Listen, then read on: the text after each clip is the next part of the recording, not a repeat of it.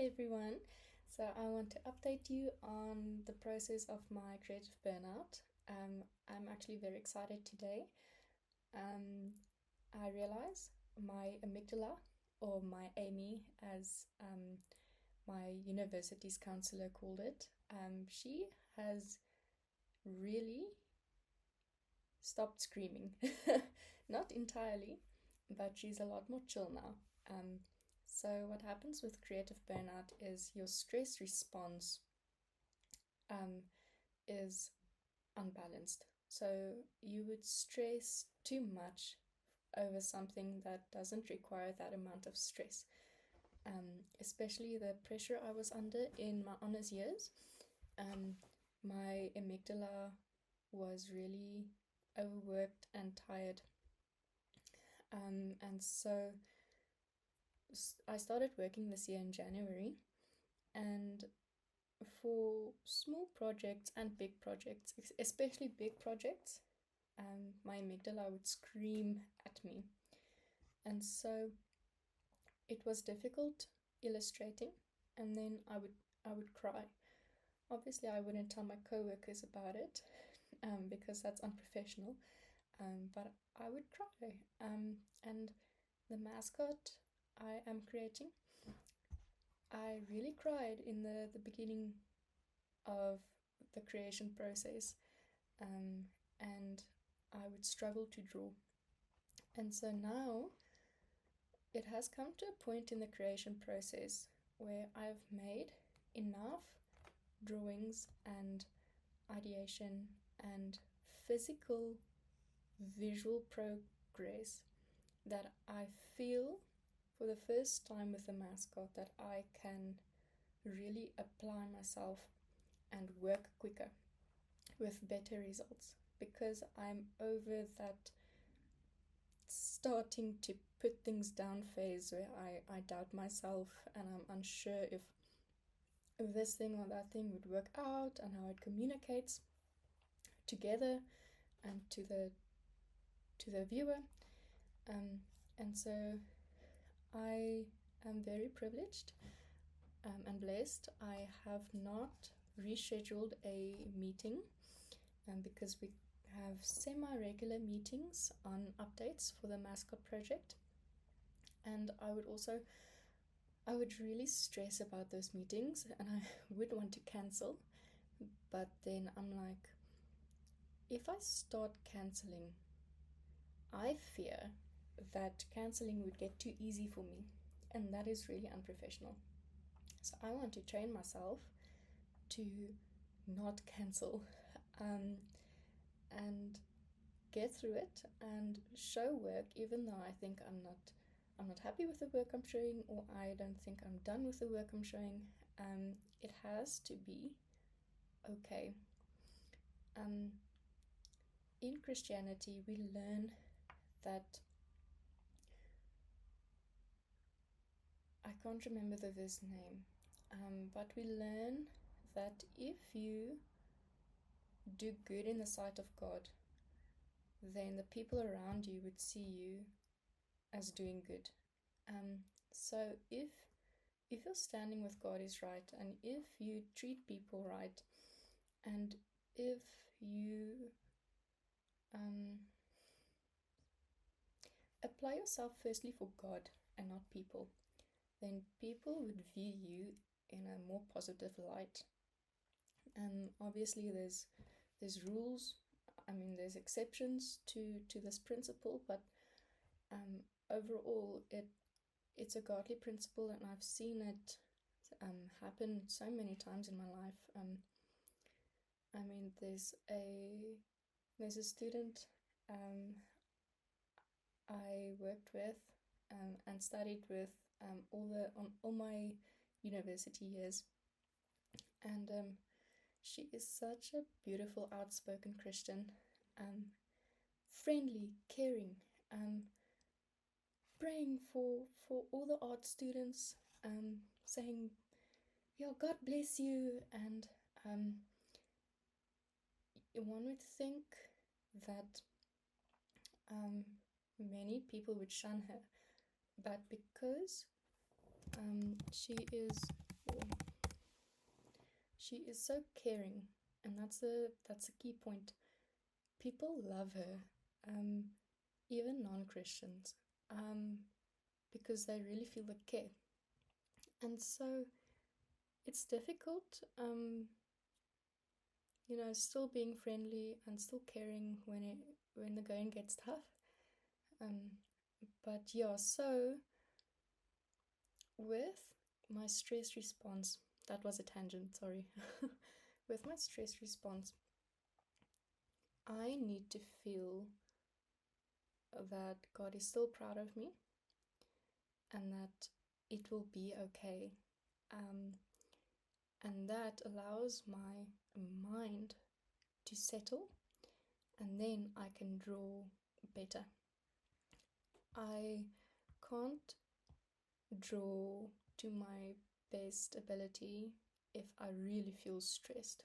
And that's so detrimental, especially when you have deadlines and meetings, other people depending on you, other people seeing you in a certain light. I want people to view me positively, and yes, she is reliable, and she has good work. God says we should strive for excellency, but that doesn't mean we should kill our hearts and our self-confidence in the process. And that's something I really am still learning, because I can get very self-critical, especially about my art, because it's so close to my heart. There's also an element of pride. I want to be seen in a good light. I want to do good. And so the good news is that through the months, from January till now, July, I have stopped crying when I illustrate, and I have given better work because I'm not crying anymore, firstly, and my stress levels have balanced more. So what I mean is, my work environment is extremely good. Our team, we are Christians. There's a lot of older ladies in my team. The Bible says that the young women need to learn from the older women, and all these ladies, they really support and encourage. Obviously, they're doing their own work throughout the day, but when we have social interaction and when we talk about the work, it flows through, and you can feel the peace of God in our team. So that allows me to recover from creative burnout in a safe environment.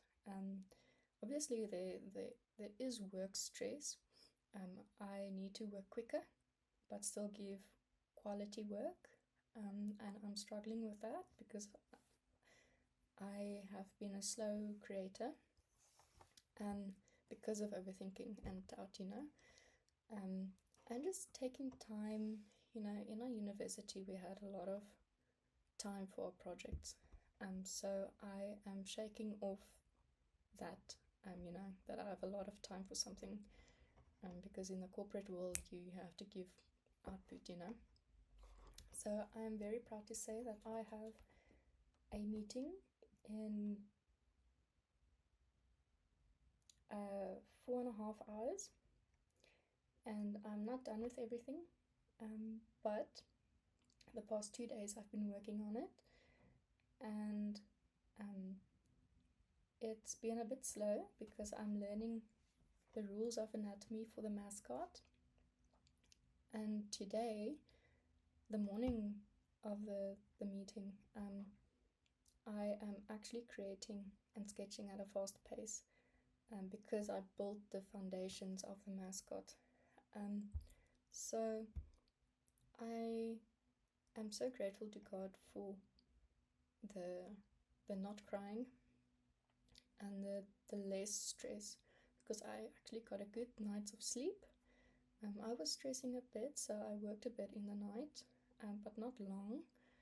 And I was like, you know what, God, I trust you for tomorrow's meeting, and I am gonna wake up bright and bushy-tailed tomorrow, which is this morning, and try to complete the work to the best of my ability, and that will have to be okay. So yeah, it is such a stark contrast to earlier in the year where I was still dealing with so much creative burnout. So I would cry and stress the night away and want to cancel but didn't cancel. To, yes, I got a good night of sleep and I've been doing my work the past few days, and this morning I still have time, and now because I made the foundation of the mascot, I can create more quicker. So I'm very grateful to God for that. Yeah, so I realize I repeated a lot of words and phrases, but yeah, as part of my burnout phase, I feel the need to log to encourage myself. So yeah, for everyone dealing with burnout, I know not everyone has a healing environment, but I want to encourage you that it's really possible to get out of the burnout phase and to start creating with more vigor and excitement again. It's a process, it's a long process, with a lot of negative emotions, but I want you to feel safe in your negative emotions, but also to logically map it out so that it does not get too vague and feeling. So one way of creating less fear or overcoming fear is getting knowledge. Knowledge eradicates fear, and I live by this. So, for example, if you're scared of spiders, then learn about spiders. Learn that this spider has that personality and looks like this. And why does it look like that? And what type of web does it spin if it actually spins a web? And what is its night and day routine? And then the more you learn, if you see a spider, you recognize what it does. Even if you don't like it, you recognize it and say, oh, okay, I'm less afraid because I know what this spider does.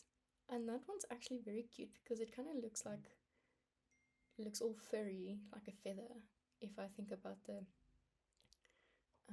feather-legged spider, you know.